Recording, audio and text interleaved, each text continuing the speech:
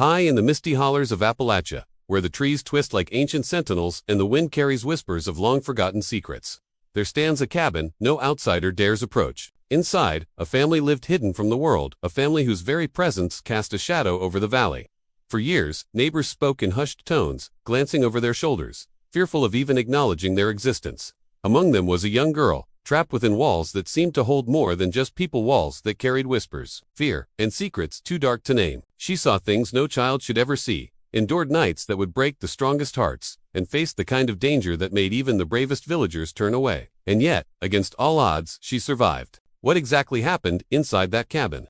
How did the community respond or fail to respond? And what does her story reveal about fear, secrecy, and survival in a world that prefers to look the other way?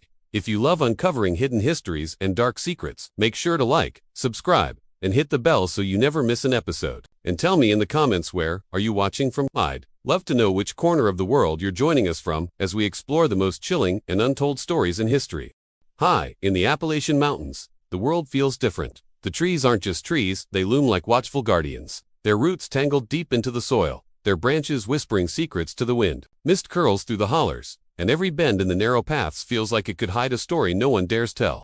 This is a land where isolation isn't just a fact of life, it's a way of survival. And in one particularly remote hollow, a cabin sits alone, framed by shadow and silence, a place that villagers quietly avoid. Locals speak of the family that lives there with a mix of fear and reverence. They say the cabin hums with a strange energy, that the animals keep their distance, and that at night, noises drift from within that no child or adult should hear. Children are warned not to wander near, strangers are gently but firmly turned away, and even the bravest souls feel a chill when passing the hollow. In a community built on close-knit ties and shared stories, this family is an exception.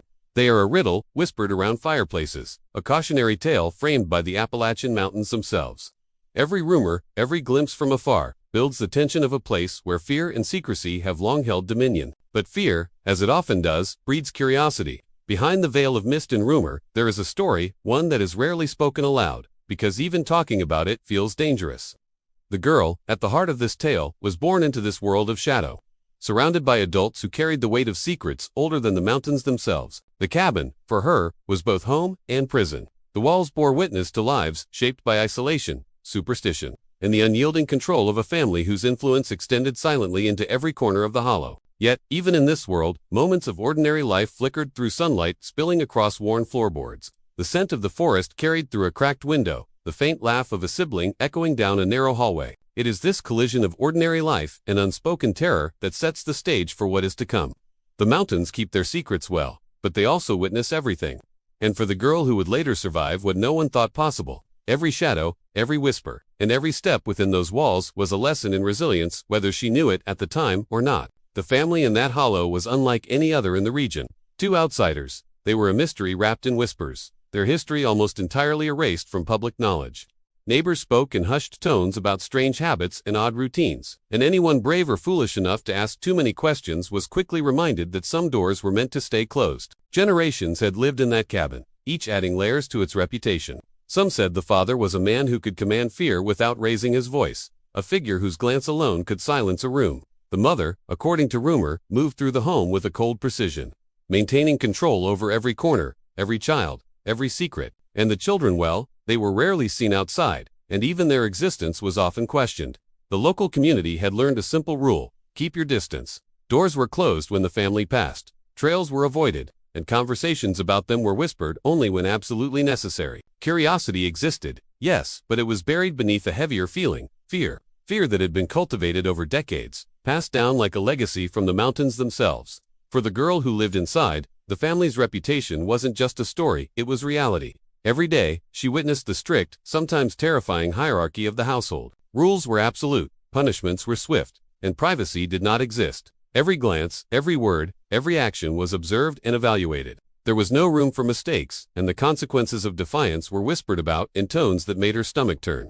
Yet, amidst the rigidity, the girl noticed patterns, small signs that revealed the family's hidden dynamics. There were secrets layered over secrets, rooms that were locked, murmurs that stopped when outsiders approached, and rituals that no one else could understand. The family operated like a clockwork machine, precise and unyielding. Yet something in the rhythm was deeply wrong, as if the entire household ran on fear and obedience instead of care. Outside, the community watched from afar, piecing together fragments of truth from fleeting glimpses and hushed stories. They feared the family, yet they couldn't stop themselves from wondering what really went on inside that cabin. And as the girl grew older, so too did her awareness that the life she knew was unlike anything anyone else had experienced, a life where survival wasn't just about escaping danger, but learning to endure the unspoken horrors that lived behind those walls. Inside the cabin, life was a constant tension between routine and fear. For the girl, each day began with the same rigid rules, each moment measured and monitored. There was no room for laughter or spontaneity. Even the simplest actions were scrutinized. The walls seemed to listen, the floors seemed to echo her every move, and the silence was heavy, thick enough to make her feel trapped, even in a room full of people. Yet, amidst this oppressive atmosphere, the girl learned to observe. She noticed the smallest gestures, the subtle changes in tone, the fleeting expressions that revealed cracks in the family's streaked exterior. She learned which questions were dangerous and which movements were safest. Survival wasn't about rebellion, it was about understanding the unspoken language of fear and obedience. Every glance could mean judgment. Every misstep could have consequences, some whispered about, some shown in actions too frightening to describe. But there were also moments of strange normalcy, brief glimpses of childhood that flickered through the darkness.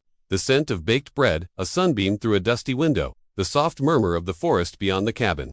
These small fragments reminded her that a world existed outside the walls, even if she could barely imagine stepping into it. As the girl grew, she also began to witness the family's darker aspects, the behaviors that made neighbors avert their eyes and whisper warnings, arguments that left lingering tension, punishments that seemed disproportionate, and rules that served more to control than to guide. There was an unspoken hierarchy, a sense that the family's internal world operated on fear, secrecy, and manipulation rather than care or love.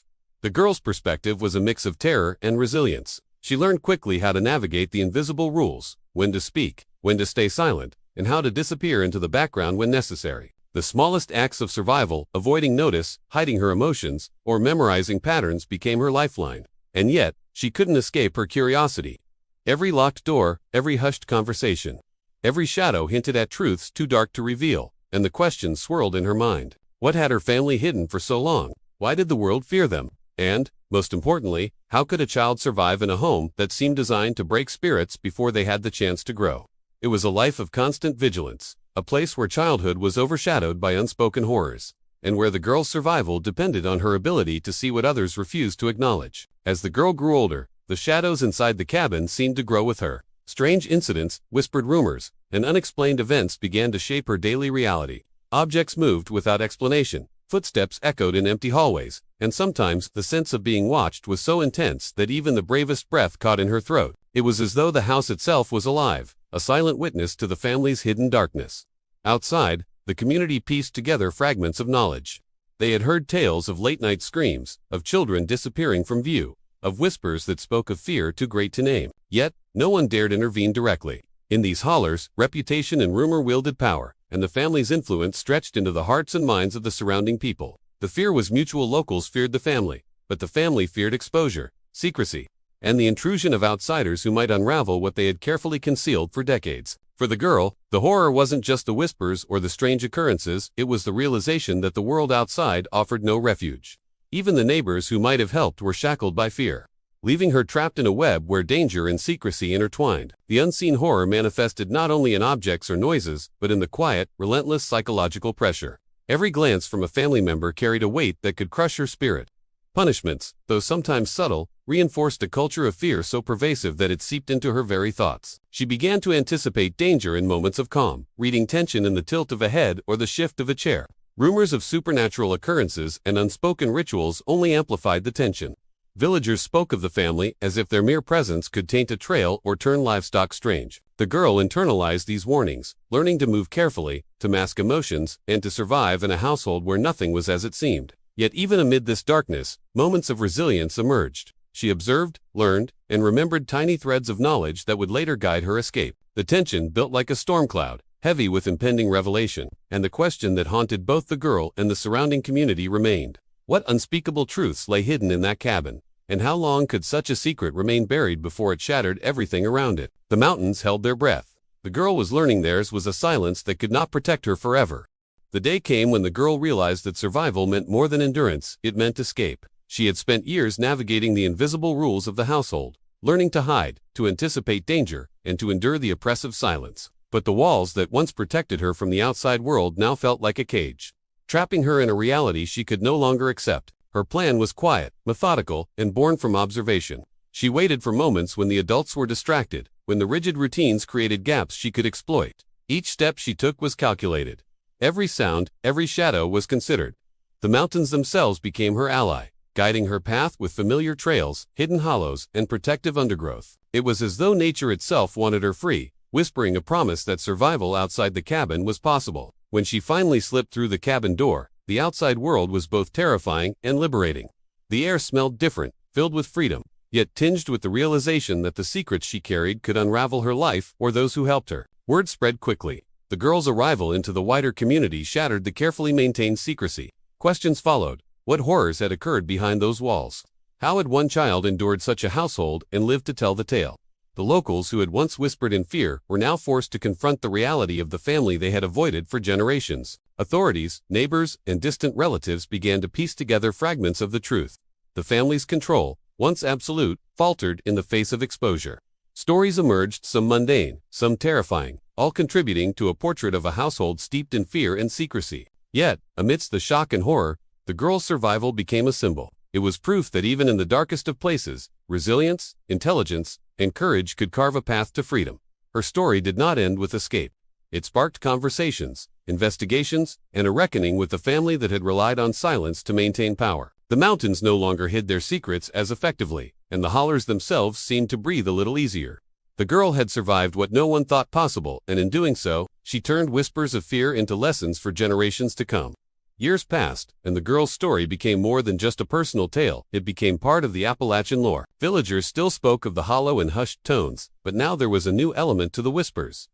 She had survived the unimaginable, exposing a family secret that had loomed over the valley like a shadow for decades. The mountains themselves seemed unchanged, yet the way people moved through them shifted. Paths once avoided were now crossed cautiously. Stories once left untold were shared with warnings and lessons. And children were taught not just about fear, but about resilience and courage. The girl's life became a reminder that even in isolation, even in places where secrecy reigns, one person could illuminate the darkness. Her tale spread beyond the hollers, reaching towns and counties she had never visited.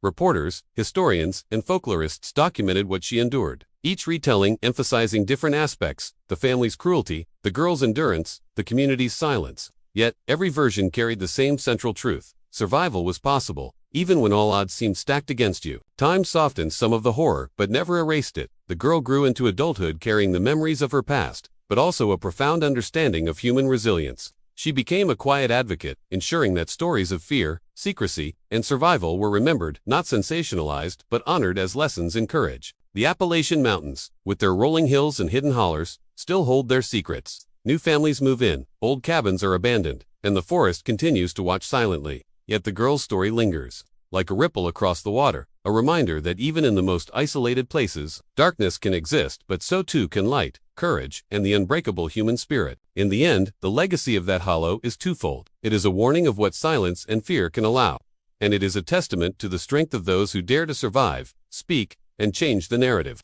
The mountains keep their echoes, but now they carry her story, a tale of survival, of exposure, and of the courage to face what everyone else feared to even acknowledge.